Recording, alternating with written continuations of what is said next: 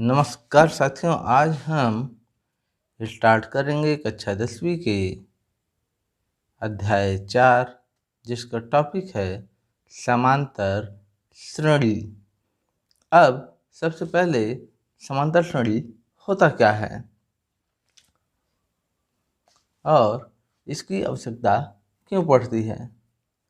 तो जैसे स्टार्टिंग में आपको दिया गया है यहाँ 2, 4, 6, 8, 10।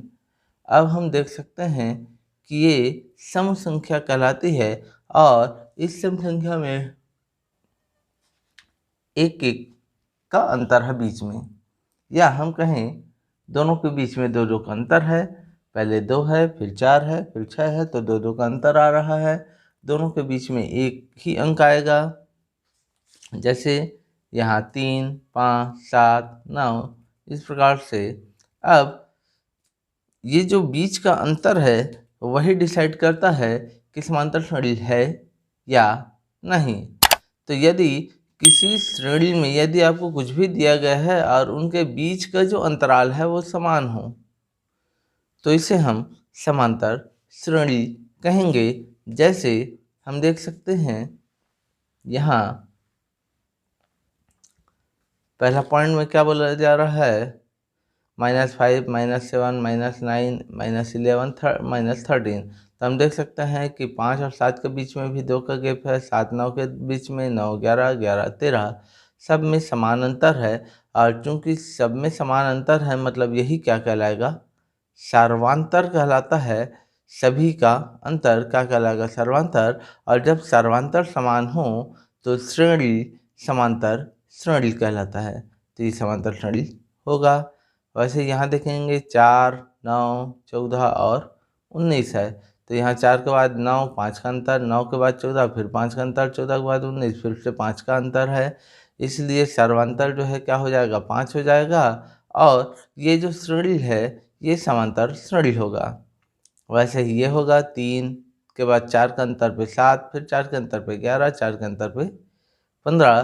तो यहाँ पर भी सर्वांतर समान है और चूंकि सर्वांतर समान है मतलब दिया गया श्रेणी जो है समांतर श्रेणी होगा। इसके बाद नीचे देखिए यहाँ पर लिखा हुआ है श्रेणी क्या है।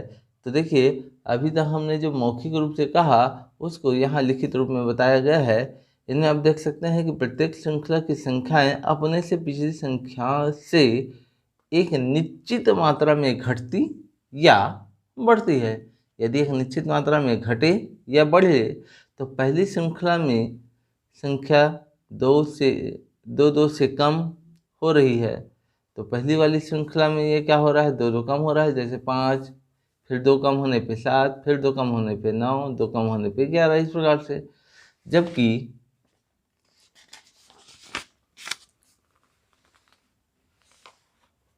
दूसरी श्रृंखला में 5 से और तीसरी में 4 से बढ़ रही है। ऐसी संख्या श्रृंखलाएं जिनमें क्रमित संख्याओं के बीच एक निश्चित संबंध हो वो क्या कहलाता है, श्रेणी कहलाती है।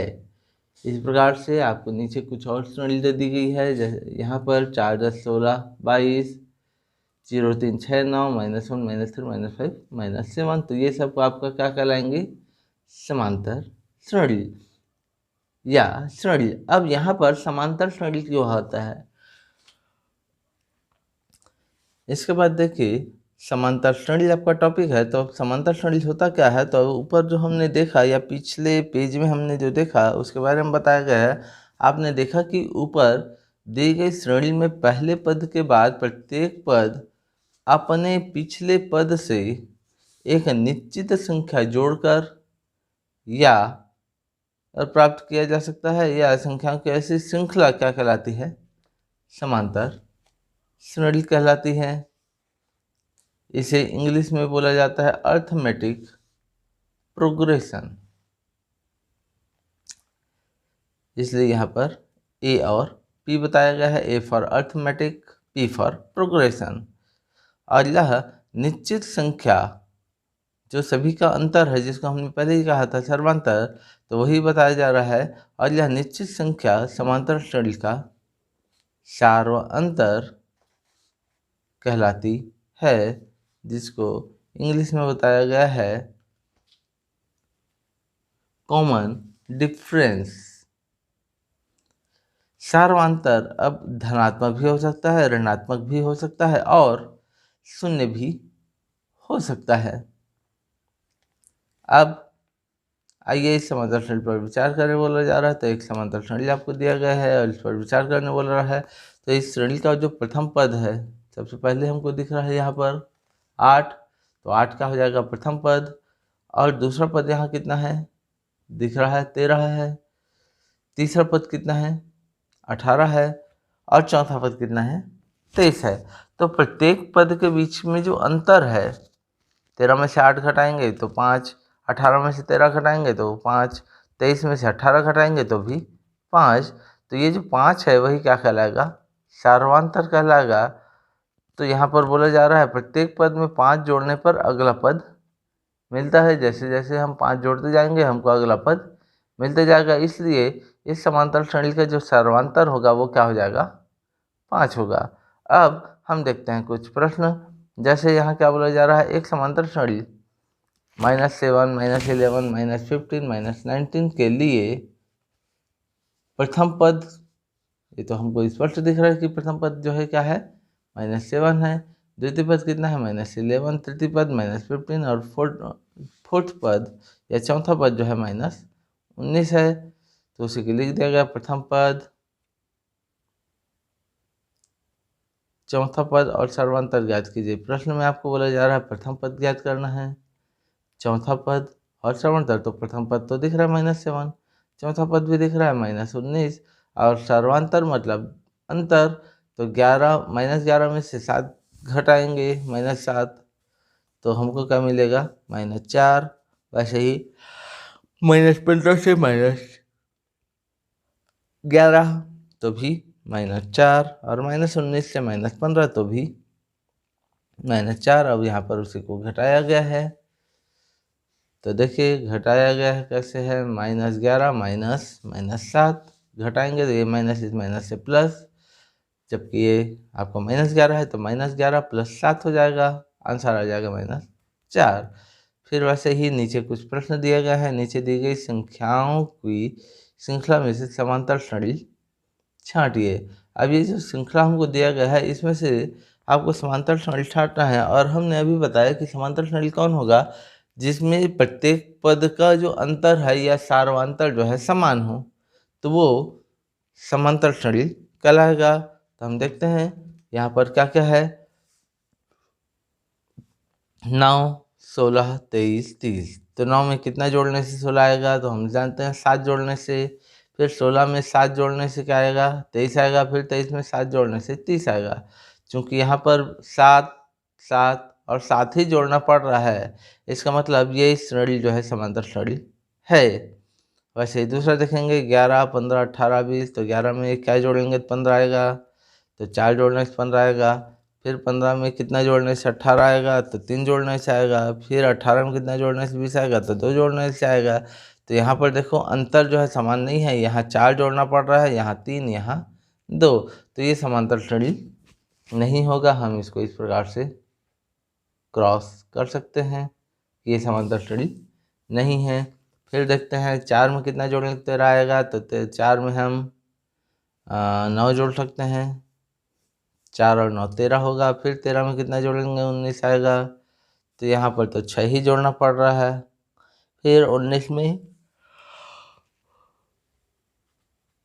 7 जोड़ने से आएगा, तो यहाँ पर 9 जोड़ना पड़ रहा है, यहाँ पर भी 9 जोड़ना पड़ रहा है। लेकिन इन दोनों के बीच में केवल 6 जोड़ना पड़ रहा है।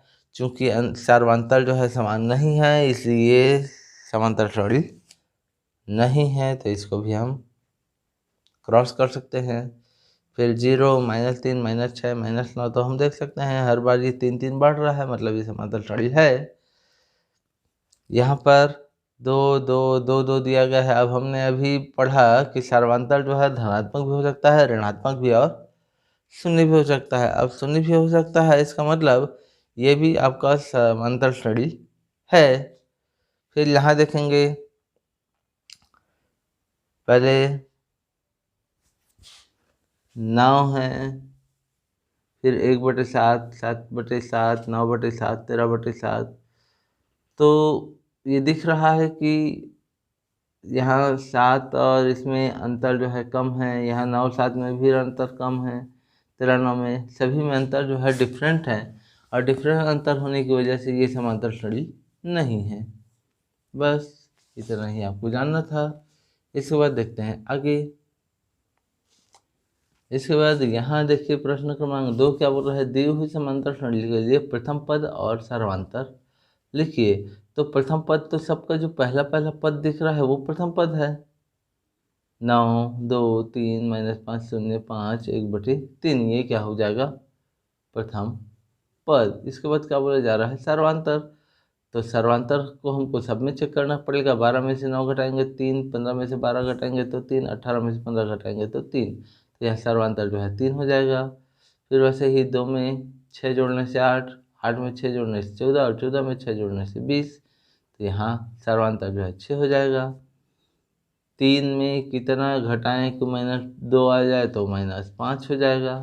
फिर -2 में -7, तो ये भी -5, -7 -12, तो ये भी -5, तो यहाँ आपका सर्वांतर जो है 5 आ जाएगा। -5 में कितना घटाएं कि जोड़ें कि 2 आ जाए, तो यहाँ 7 जोड़ना इससे 2 आएगा, फिर 7 जोड़ने से 9, और फिर 7 जोड़ने से 16, तो यहाँ सर्वांतर जो है 7 हो जाएगा। 4 5 9 5 14 5 19, तो 5 5 जोड़ना पड़ रहा है, 0.5 ये आ जाएगा। अब यहाँ तो 0 वाला है तो ये भी हो जाएगा। यहाँ प्रथम पद 1/3। अब यहाँ देखेंगे 1 से 5 के बीच में 4 अंतर, 5 से 9 में भी 4, 9 से 13 में भी 4, तो 4/3 ये हो जाएगा यहाँ सर्वांतर। बस अब आगे के पद ज्ञात करना, मतलब ये जो 4 पद दे दिए गए हैं इसके बाद क्या आएगा, तो जैसे हम देख सकते हैं 9 12 15 18, 3 3 का अंतर है, तो अगला 21 आएगा, फिर 24 आएगा, 27 आएगा। इस प्रकार से अगला पद कैसे ज्ञात करें ये यहाँ पर बताया जा रहा है। तो अगला पद कैसे ज्ञात करें, देखिए नीचे एक समांतर श्रेणी दी गई है, तो यहाँ 3 10 17 है। 3 में कितना जोड़ने से 10 आया, 7 जोड़ने से। 10 में कितना जोड़ेंगे तो 17 आएगा, तो 7 जोड़ेंगे। तो अगला पद फिर कब आएगा, जब 7 जोड़ेंगे, तो 17 में 7 जोड़ेंगे तो आपको चौथा पद मिल जाएगा 24। 24 में फिर 7 जोड़ेंगे तो अगला पद मिल जाएगा 31, फिर 7 जोड़ेंगे तो 38। इस प्रकार से 7 7 जोड़ते जाना है, तो आपको अगला पद जो है क्या होगा, मिलते जाएगा। बस इतना ही काम है। तो यहाँ पर जैसे 5वां पद बोला जा रहा है, तो चौथा पद आपका कितना होगा, 24। तो 5वां पद कितना होगा, इसमें 7 जोड़ेंगे तो ये कितना हो जाएगा, 31। फिर 6वां पद 31 में कितना जोड़ेंगे, 7 जोड़ेंगे तो ये हो जाएगा 38। फिर 7 जोड़ेंगे तो 38 और 7 ये हो जाएगा 45, और फिर 7 जोड़ेंगे तो ये हो जाएगा 52। बस इस प्रकार से बढ़ते जाएगा। फिर प्रश्न क्या बोला जा रहा है, नीचे दी गई समांतर श्रेणियों के अगले 3 पद ज्ञात कीजिए। तो आप जब सर्वांतर निकालेंगे, 5 में कितना जोड़ने से 11 आया, 6, 11 में फिर 6 जोड़ने से 17, फिर 6 जोड़ने से 23, तो अगला पद फिर आपको 6 जोड़ने से मिलेगा, तो 23 और 6 कितना हो जाएगा, 29। फिर 6 जोड़ेंगे तो कितना हो जाएगा, 35। फिर 6 जोड़ेंगे तो कितना हो जाएगा, 41। 11 में कितना जोड़े तो 8 आया, तो 3, फिर 3 5, फिर 3 -2, अब फिर इसमें 3 जोड़ेंगे तो आ जाएगा 1, फिर 3 जोड़ेंगे तो 4, और फिर 7। इस प्रकार से होगा। वैसे ही 4/9, 7/9, 10/9 हम देख सकते हैं कि नीचे तो 9 सब में है, लेकिन यहाँ कितने कितने का बढ़ रहा है, 4 से 7, 7 से 10, मतलब 3 3 बढ़ रहा है। अब 3 बढ़ रहा है तो 13 के बाद क्या आएगा, 3 जोड़ने से 16/9, फिर 3 जोड़ेंगे तो 19/9, फिर 3 जोड़ेंगे तो ये हो जाएगा 22/9। बस ऐसे ही जोड़ते जाना है। 0 9 18, ये तो 9 का टेबल ही दिख रहा है, मतलब 9 जोड़ आपका 9 शून्य 0, 9 एकम 9, 9 दूनी 18, 9 तिया 27, 9 चौक कितना हो जाएगा 36, 9 पंचे 45, 9 छक्के 54। इस प्रकार से आगे बढ़ता रहेगा।